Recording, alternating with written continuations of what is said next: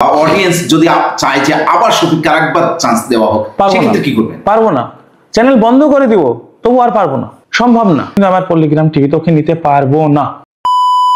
ও নিজের জায়গাটা নিজেই নষ্ট করে ফেললো।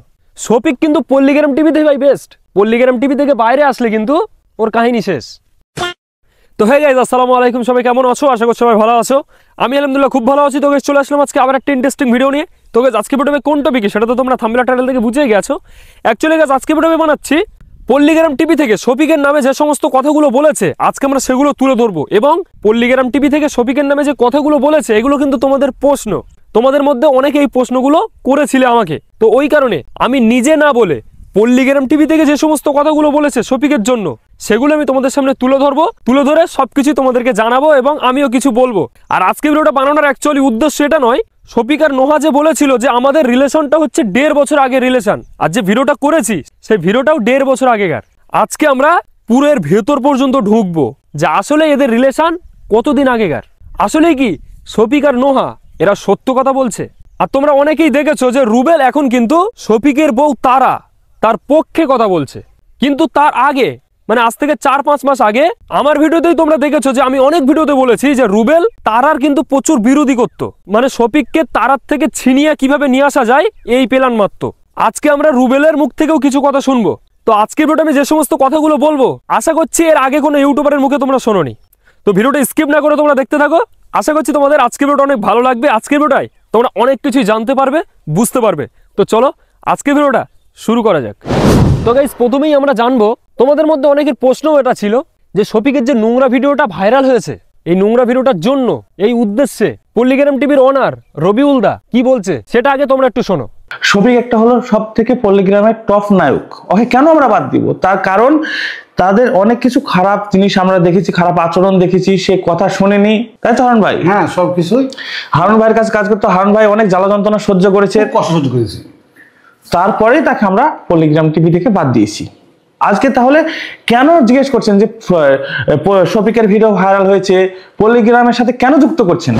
গাইস সবই তোমাদেরকে শোনালাম, রবিউল দা কি বললো নিশ্চয়ই তোমরা শুনলে।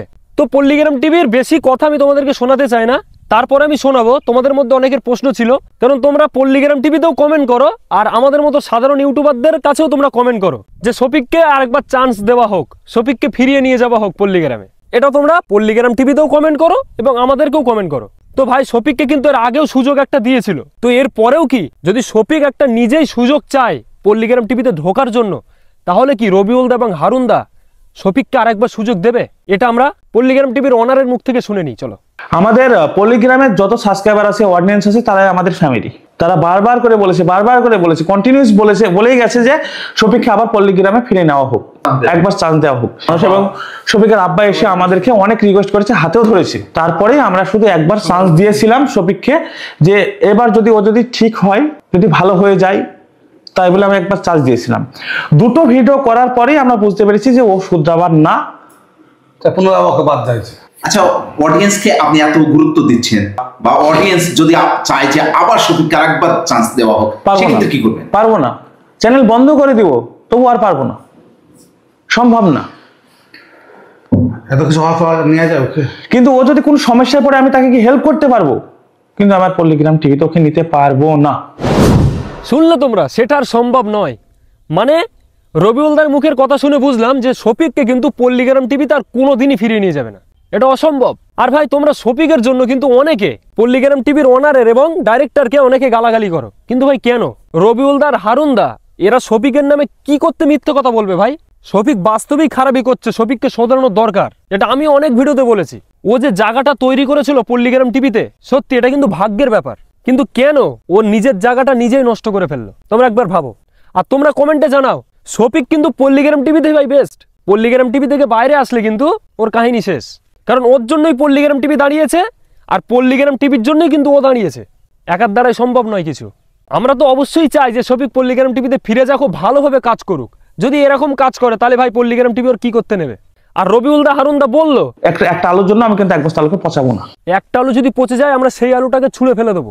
এই সমস্ত কথাগুলো কিন্তু জ্ঞানীরা বুঝবে ভাই, মূর্খরা এমনিতেই পল্লিগ্রাম টিভিকে গালাগালি করবে। তো রবিউলদার কথা শুনে তোমাদের মধ্যে যে প্রশ্নগুলো ছিল আশা করছি আমি তোমরা প্রশ্নের অ্যান্সারগুলো পেয়ে গেছো। এবারে আমরা জানবো শফিক যে বলছে যে ওদের 1.5 বছরের রিলেশন। আচ্ছা ভাই, সত্যিই কি 1.5 বছরের রিলেশন?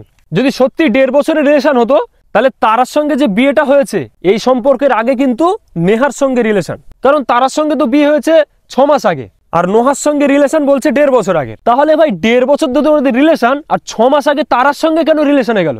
1 নম্বর কথা।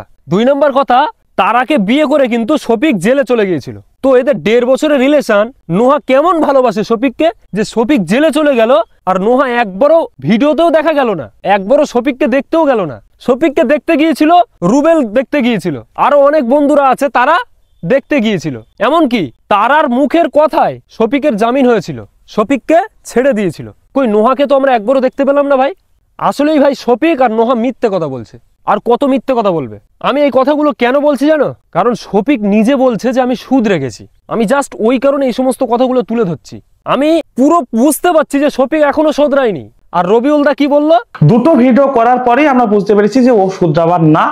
যখন আমরা এই সমস্ত কথাগুলো বলছি তোমরা আমাদেরকে গালাগালি করছো, কিন্তু শফিকের ব্যবহারের দিকে তোমরা একবারও তাকাচ্ছ না। ওই ব্যবহারটার দিকে তাকাও, তাহলে বুঝতে পারবে। আমাদের গালি দেওয়ার আগে ওইটা একবার ফলো করো। এখানে আসল কাহিনী হচ্ছে, আমার আইডিয়া যতটা বলে যে শফিকের আর নোহার রিলেশনটা হার্ডলি 2-4 মাস কি 5 মাস হবে, এর বেশি নয়। তারাকে বিয়ে করার পর এই রিলেশনটা হয়েছে, আর এই ভিডিওটাও হয়েছে। 1.5 বছর আগের ভিডিও নয়। আমি যে সমস্ত কথাগুলো বলছি এগুলো অনেকের অবাক লাগবে, অনেকে বিশ্বাস করবে না যে এ অর্জুন আন্দাজে কথা বলে। ভাই আন্দাজে নয়, আমার কথাগুলো না কিছুদিন পরে মিলে যায়। যেরকম আমি যখন রুবেলের নামে বলেছিলাম রুবেল আর রাকেশ এরা দুজনা ভাই শফিক আর তারাকে আলাদা করতে চায়, এটা আমি যখন বলেছিলাম অনেকে আমাকে কমেন্ট করেছিল যে তুই ভাই আন্দাজে কথা বলছিস। কিন্তু এখন এই সময় এই সিচুয়েশনে এসে কথাটা মিলে যাচ্ছে। কি করে মিলে যাচ্ছে? রুবেল নিজে মুখে স্বীকার করছে। শোনো, জোর গলায় বলছি, ঠিক আছে আমি রুবেল, আমি এক সময় সবার কথা শুনি তারা সম্পর্ক নষ্ট করার চেষ্টা করছিলাম তারা শফিকের। আজকে যত রকম ভাবে যা সাপোর্ট লাগবে আমি দেবো আমার দিক থেকে। এখানে শফিকের শাশুড়ি আছে, এখানে তারা আছে, ভাই আছে, পিছনে এরা। শুনলে রুবেল নিজে মুখে বলল যে আমি এতদিন ওর কথা শুনে শফিকের আর তারার আলাদা করতে চেয়েছিলাম। এখন আমি জোর গলায় বলছি এদের যত সাপোর্ট লাগে সব সাপোর্ট আমি করব, সব সাহায্য আমি করব। ভাই রুবেলকে আমি কিন্তু খুব বেশি কিছু বলবো না, তার কারণ ও নিজের ভুলটা বুঝতে পেরেছে। কিন্তু ভাই যে এরকম সেম এরকম কথা সেম এরকম ভাবে ভিডিও এর আগেও কিন্তু করেছে। কোনটা বলো তো? এইটা। হ্যাঁ তাহলে ভিডিও তো বলো যে আমার ভিডিওটা করার পরে তুমি ডিলিট করবে। হ্যাঁ, তোমার ভিডিও করার পরে সব ডিলিট করে দেবো। হ্যাঁ তো ডিলিট করবো মানে তোমার কোনো জিম্মেদারি নেই, টোটাল জিম্মেদারি আমার, তাই তো? তাহলে এই ভিডিও যদি পোস্ট হয় তার জন্য দায়ী আমি রুবেল। কিন্তু তারপরেও তো ভিডিও আপলোড করে দিয়েছে। মানুষকে কথা দিয়ে ভাই কথা খেলাপ করিস না, মানে মানুষের যে জবানটা দেওয়া হয় না, এই জবানের দামটা রাখ। তুই যে ভাই রুবেল শফিকের আর নোহার ভিডিও কিন্তু তুই আপলোড করবি না বলেছিলিস, যে যদি আপলোড হয় তার জন্য দায়ী আমি রুবেল। আর সেম এই ধরনের ভিডিও তুই করেছিস তারার বাড়িতে গিয়ে। তো তুই তারাকেও ধোকা দিবি না, আর কি গ্যারান্টি আছে ভাই? আমি কিন্তু বলছি না যে তুই খারাপ, তুই বদমাইশ, কারণ ভাই আগে তোকে আমি খারাপ বলেছি, কারণ তুই আগে ভুল করেছিলিস। এখন যে রাস্তাটা এসছিস তুই নিজের ভুলটা বুঝতে পেরেছিস, এটা শুনে ভালো লাগলো। কিন্তু আমার সন্দেহ হচ্ছে যে ভাই তুই মিথ্যে কথা বলছিস না তো? রুবেলকে কিন্তু অনেক আমি ফোন করার চেষ্টা করেছি, ওর ফোন সুইচ অফ বলছে। ভাই আমার নাম্বার নিশ্চিত ওর কাছে আছে, তো তুই যদি আমার এই ভিডিওটা দেখিস একবার আমাকে ফোন করবি, প্রচুর কথা আছে তোর সঙ্গে। তো গাইস যাই হোক, আমি কিন্তু প্রতি ভিডিওতে বলি যে আমি ভাই কারোর বিরুদ্ধেও কথা বলি না, কারোর পক্ষেও কথা বলি না, আমি জাস্ট সত্য কথাটা বলি। আর সত্য কথা বলি বলে কারোর বিরুদ্ধে যাই, কারোর পক্ষে যাই, কিন্তু আমি দেখি না যে কার বিরুদ্ধে যাচ্ছে আর কার পক্ষে যাচ্ছে, সেটা আমার কথার দ্বারাই তোমরা বুঝতে পারো। তো যাই হোক, আজকের ভিডিওটা আমি যে সমস্ত কথাগুলো বলেছি, রবিউলদা এবং হারুনদা পল্লিগ্রাম টিভি থেকে শফিকের নামে যে কথাগুলো বলেছে, এগুলো কিন্তু আমার দিক থেকে আমি মনে করছি যে ঠিকই বলেছে। তোমাদের কি মনে হয় অবশ্যই কমেন্টে জানাবে। আর রুবেল যে সমস্ত কাজগুলো করছে, মানে এখন বর্তমানে তারার পক্ষে কাজ করছে, তারার পক্ষে কথা বলছে, ওটা কি ঠিক কাজ করছে?